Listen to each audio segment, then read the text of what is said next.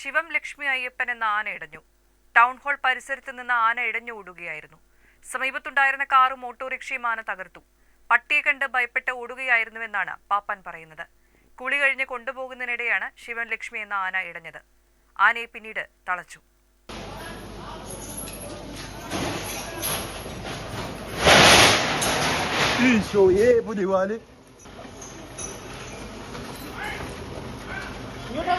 ഏട്ടാ, അയ്യോ ഇത് പോവാൻ വല്ല മാർഗം ഉണ്ടാപ്പാ?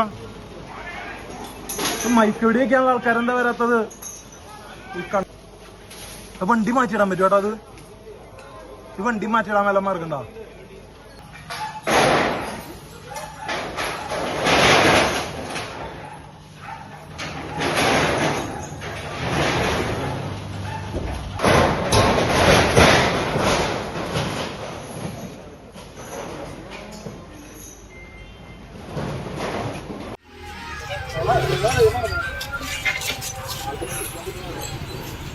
ചേട്ടാ ബൈക്ക് വിട്ട് വരല്ലേട്ടാ?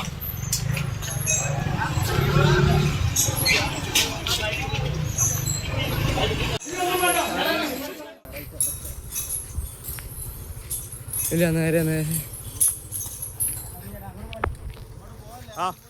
പ്രദേശത്തുണ്ടായിരുന്ന ഓട്ടോറിക്ഷയും കാറും ആന തകർത്തു. വീടുകളുടെ ഗേറ്റുകളും തകർത്തിട്ടുണ്ട്. ചെമ്പുക്കാവ് മേഖലയിൽ നിന്ന് ആന ജനവാസ മേഖലയായ ഗാന്ധിനഗർ ഹൗസിംഗ് കോളനിയിലേക്ക് കടന്നു.